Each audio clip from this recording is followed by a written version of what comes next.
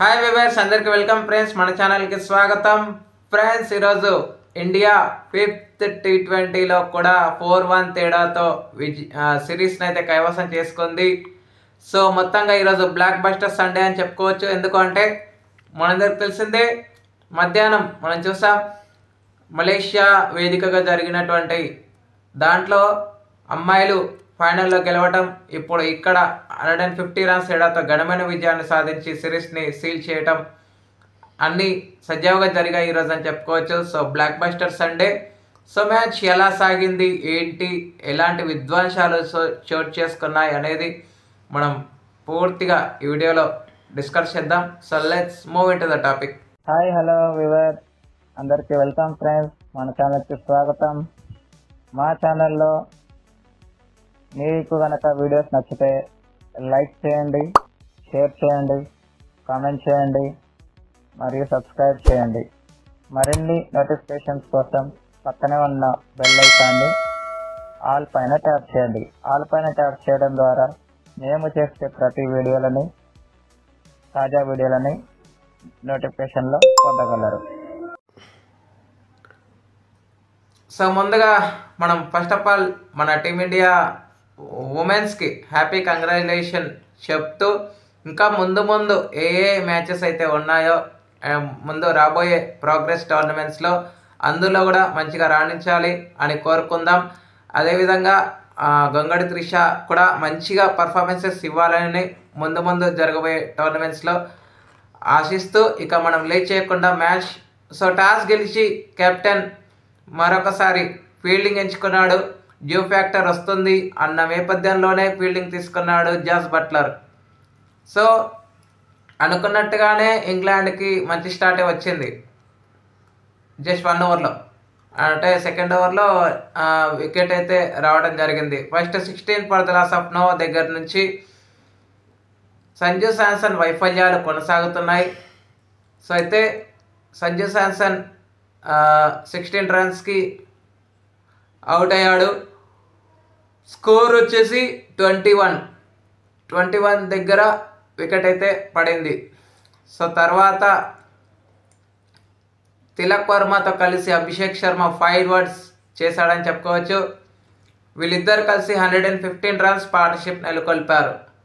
అంటే 7 to 15 overs వరకు అసలు వికెటే పర్లేదు. ఎలాంటి విధ్వంసం క్రియేట్ చేశాడో అభిషేక్ శర్మ మనందరం చూసాం. సో సిక్సర్స్ మీద సిక్సర్లు కనెక్ట్ అయితే మిస్ అయినా కానీ, మిస్ టైం అయినా కానీ లక్ మొత్తం కలిసి వచ్చింది ఈరోజు అభిషేక్ శర్మకి అని చెప్పుకోవచ్చు. ఒక 2 or 3 టైమ్స్ మిస్ అయింది షాట్ కూడా, కానీ లక్ కలిసి రావడం వల్ల సో మంచిగా సిక్సర్స్ అయితే రావడం జరిగింది. ఫోర్స్ కూడా వచ్చాయి. సో 54 బాల్స్లోనే 135 రన్స్ అయితే స్కోర్ చేశాడు. ముందుగా 17 బాల్స్లో 50 రన్స్ చేసినటువంటి అభిషేక్ శర్మ మళ్ళీ సెంచరీ చేయడానికి ఎంతో సమయం పట్టలేదు. కాకపోతే రోహిత్ శర్మ రికార్డుకు ఎసరు పెట్టాడు.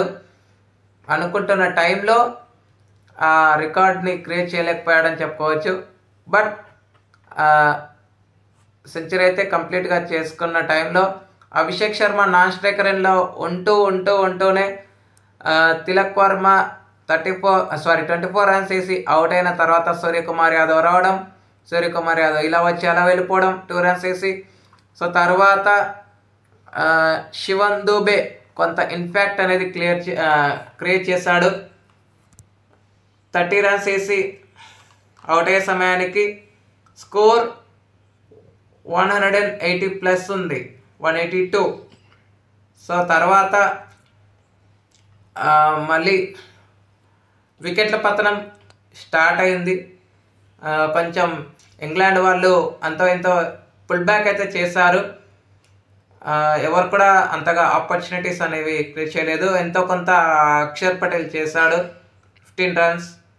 సో 15 రన్స్ ఎంత వాల్యుబుల్ అయ్యాయి అనేది మనకి తెలిసొచ్చింది. So last and final over అయితే చాలా వరకు ఇంగ్లాండ్ పక్షాన వెళ్ళిందని చెప్పుకోవచ్చు. ఒక వికెట్తో పాటు ఒక రన్అట్ కూడా జరిగింది. సో అభిషేక్ శర్మ 18th ఓవర్లో అవుట్ అయ్యాడు. అభిషేక్ శర్మ 18th ఓవర్లో అవుట్ అయ్యే సమయానికి స్కోర్ మినిమం 200+ ఉంది, 219 అలా ఉంది. సో తర్వాత సో మొత్తానికి 247 వరకైతే రాగలిగింది. ఇక వికెట్స్ కనుక చూస్తే బ్రాండన్ కార్డ్స్కి 3 వికెట్లు, జామీ ఓవర్టన్, ఆదిల్ రషీద్, ఆ తర్వాత జాఫ్రా ఆర్చర్ అయితే ఈరోజు అసలు ఎక్స్పెక్ట్ చేసింది బౌలింగ్ కాదు ఇది. జాఫ్రా ఆర్చర్ దగ్గర నుంచి 50+ రన్స్ ఇచ్చి ఫైనల్లీ వికెట్ తీసుకున్నాడు. రింకు సింగ్ వికెట్ తీసుకున్నాడు. సో ఈ ముగ్గురికి తలా ఒక్కొక్క వికెట్ రాగా మార్కుడ్కి 1 వికెట్ అయితే మార్కుడ్కి 2 వికెట్లు వచ్చాయి. సో షకీబ్ మహమ్మద్ని ఎందుకు డ్రాప్ చేశారు?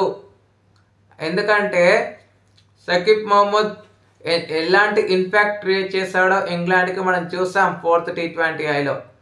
సో మరి తనని పక్కన పెట్టేసి ఇప్పుడు మార్కుడ్ని తీసుకురావడం వల్ల ఓకే రిజల్ట్ వచ్చింది, పర్వాలేదు. బట్ ఇలాంటి ఇంపాక్ట్ ఏమైనా ఉండేదా అన్న చిన్నపాటి క్వశ్చన్ మార్క్స్ అనేవి ఉండేవి మనకి. సో అది ఇంగ్లాండ్కి దెబ్బ కొట్టిందని చెప్పుకోవచ్చు ఆ చేంజ్ ఏదైతే చేశారో. సో తర్వాత 248 లక్ష్య ఛేదనకు ఆరంభించిన ఇంగ్లాండ్ స్టార్టింగ్ మంచిగానే వచ్చింది గైస్, 17. ఆ తర్వాత ఎప్పుడైతే వరుణ్ చక్రవర్తి వచ్చాడో అప్పటి వరకు అంటే మొహమ్మద్ షమి 2 overs వరకు వికెట్ పడలేదు. మొహమ్మద్ షమి ఎప్పుడైతే 2nd over వేయనికి వచ్చాడో 3rd over నుంచి స్టార్ట్ అయింది వికెట్ల పతనం యాక్చువల్గా చెప్పాలంటే. కానీ క్రమం తప్పకుండా వికెట్లు కోల్పోయింది అంటే 5th over నుంచి స్టార్ట్ అయింది వికెట్స్. 5th over నుంచి పడుతూనే ఉన్నాయి వికెట్స్ మాత్రం. సో ఒక్క ఫిలిప్ సాల్ట్ మినహాయిస్తే ఎవ్వరు కూడా డబుల్ డిజిట్ స్కోర్ అయితే చేయలేదు. ఎవరొకరు 10 runs అయితే చేశారు. ఆ బ్యాటర్ మినహాయిస్తే ఎవరు కూడా అంతగా ఇంపాక్ట్ అనేది చేయలేకపోయారని చెప్పుకోవచ్చు. సో ఫిలిప్ సాల్ట్ 55 runs వేసి ఎప్పుడైతే అవుట్ అయ్యాడో జాస్ బట్లర్ అవుట్ అయిన తర్వాత మొత్తం అర్థమైపోయింది గేమ్ మొత్తం. సో ఈ హ్యారీ గ్రూప్ పూర్ ఫామ్ కంటిన్యూ అవుతూనే వచ్చింది. ఒకే ఒక్క మ్యాచ్లో తను ఫామ్లోకి వచ్చినట్టే వచ్చాడు, కానీ మళ్ళీ పూర్ ఫామ్ మళ్ళీ కలవరించడం అయితే జరిగింది. సో మొత్తంగా 97 runsకి అయితే ఆల్అవుట్ అయితే అవ్వలేక తప్పలేదు. ఇక మన బౌలర్స్ చూస్తే అభిషేక్ శర్మ 2 వికెట్లు, ఆ తర్వాత జస్ట్ 3 runs ఇచ్చాడు. 3 runs ఇచ్చి 2 wickets తీసుకున్నాడు అభిషేక్ శర్మ. ఆ తర్వాత వరుణ్ చక్రవర్తి 2 వికెట్లు, శివన్ దుబే 2 వికెట్లు, ఆ తర్వాత మొహమ్మద్ షమి 3 వికెట్లు, రవి విష్ణాయ్ 1 వికెట్ అయితే తీసుకోవడం జరిగింది. ఇక player of the match award అయితే అభిషేక్ శర్మకి రాగా player of the series no doubt no surprise Varun Chakravarthy. Why? Because ఈ ఎంటైర్ సిరీస్లో 14 వికెట్స్ తీసుకున్నాడు కాబట్టి సో తనకి ప్లేయర్ ఆఫ్ ద సిరీస్ అయితే అవార్డు కలవరించడం అయితే జరిగింది. ఇక నెక్స్ట్ మనం ఎదురు చూపులు ఓడిఐ సిరీస్కి చూడాలి.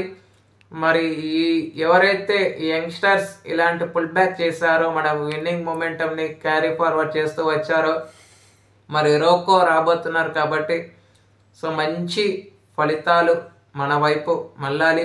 ఎవరెవరైతే ఇన్ని రోజులు విమర్శలు చేశారో రోకో పైన, ఆ విమర్శల అన్నిటికీ వాళ్ళ యొక్క ఫామ్తో ఈ ఛాంపియన్స్ ట్రోఫీకి ముందు మంచి ప్రాక్టీస్ ఉండాలి.